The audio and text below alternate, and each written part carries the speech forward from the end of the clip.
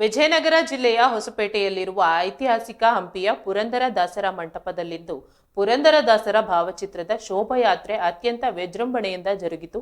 ಈ ಕಾರ್ಯಕ್ರಮವನ್ನ ಮಂತ್ರಾಲಯದ ಶ್ರೀ ರಾಘವೇಂದ್ರ ಸ್ವಾಮಿ ಮಠದ ಶ್ರೀ ಗುರು ಸಾರ್ವಭೌಮರ ದಾಸ ಸಾಹಿತ್ಯ ಪ್ರಾಜೆಕ್ಟ್ ವತಿಯಿಂದ ಆಯೋಜಿಸಲಾಗಿತ್ತು. ಶೋಭಾಯಾತ್ರೆಯಲ್ಲಿ ಸಾವಿರಾರು ಸಂಖ್ಯೆಯಲ್ಲಿ ನೆರೆದಿದ್ದ ಭಕ್ತರು ಪುರಂದರದಾಸರ ಭಾವಚಿತ್ರವನ್ನ ಹೊತ್ತು ಸಾಗಿದರು. ಮಹಿಳೆಯರು ಕೋಲಾಟ ಮತ್ತು ಭಜನೆಗಳನ್ನ ಸಮರ್ಪಿಸುವ ಮೂಲಕ ಭಕ್ತಿ ಭಾವವನ್ನ ಹೆಚ್ಚಿಸಿದ್ದಾರೆ.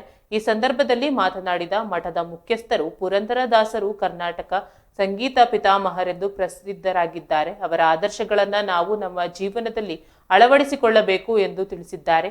ಶೋಭಾಯಾತ್ರೆಯು ಹಂಪಿಯ ಪ್ರಮುಖ ಬೀದಿಗಳಲ್ಲಿ ಸಂಚರಿಸಿತು. ದಾರಿಯುದ್ದಕ್ಕೂ ಭಕ್ತರು ದಾಸರ ಕೀರ್ತನೆಗಳನ್ನ ಹಾಡುತ್ತಾ ಸಾಗಿದ್ದಾರೆ. ವಿವಿಧ ಮಠಗಳ ಸ್ವಾಮೀಜಿಗಳು ಮತ್ತು ಗಣ್ಯ ವ್ಯಕ್ತಿಗಳು ಈ ಕಾರ್ಯಕ್ರಮದಲ್ಲಿ ಭಾಗವಹಿಸಿ ಪುರಂದರದಾಸರಿಗೆ ಗೌರವವನ್ನ ಸಲ್ಲಿಸಿದ್ದಾರೆ.